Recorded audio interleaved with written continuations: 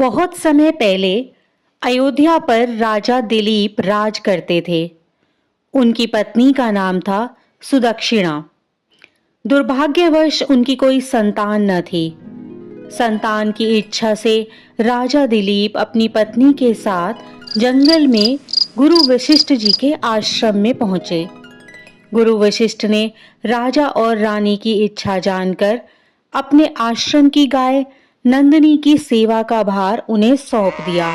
रानी सुदक्षिणा सुबह उठते ही नंदिनी की आरती उतारती, फिर उसे पति की देखभाल में जंगल में चरने के लिए भेज देती। राजा दिन भर छाया की तरह उसके पीछे पीछे चलते, उसकी भूख प्यास का ध्यान रखते हुए नंदिनी की रक्षा करते। शाम को वे जैसे ही आश्रम में आते तो नंदिनी का बछड़ा मां से चिपककर दूध पीना आरंभ कर देता। सुदक्षिणा नंदिनी की परिक्रमा पर धूप दीप थाली में लेकर उसकी पूजा करती। रात को फिर दोनों नंदिनी को ताजी और हरी घास खिलाकर उसकी सेवा करते। इस तरह गाय की सेवा करते हुए उन्हें 21 दिन बीत गए।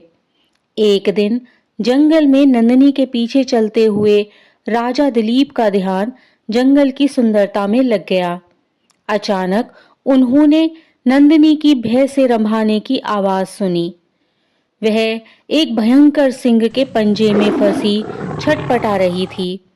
राजा दिलीप ने धनुष पर बाण चढ़ाकर सिंह को मारना चाहा, लेकिन भगवान की माया से उसका हाथ पत्थर सा भारी हो गया। उस सिंह ने मनुष्य की बोली में कहा, इस गाय ने मेरे जंगल की सीमा में प्रवेश किया है। इस समय मुझे भूख भी लगी हुई है। मैं इसे खाकर अपनी भूख शांत करूंगा।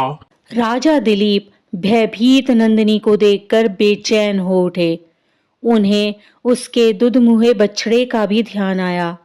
उन्होंने सिंह से विनती की, तुम मुझे खाकर अपनी भूख मिटा लो, पर इसे छोड़ दो।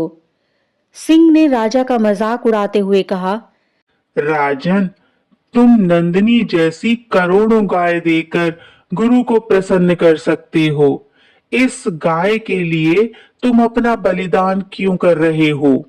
राजा दिलीप ने प्राणों की रक्षा की याचना करते हुए आंसू बहाती हुई नंदिनी को देखा। उन्होंने अपने धनुष बाण फेंक दिए और सिंह के आगे सिर झुकाकर खड़े हो गए।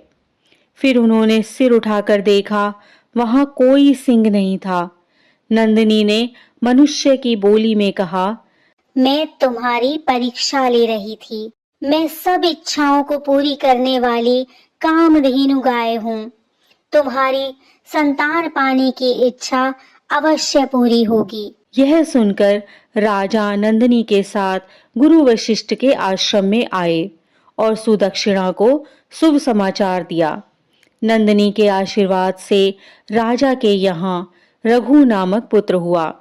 रघु के ही वंश में उत्पन्न होने के कारण श्री राम रघुवंशी कहलाए। इसी प्रकार की अन्य व्रत एवं पौराणिक कथा कहानियों के लिए हमारे चैनल को सब्सक्राइब और शेयर करें, ताकि आप भी दूसरों तक इन्हें पहुंचाकर धर्म लाभ प्राप्त कर सकें।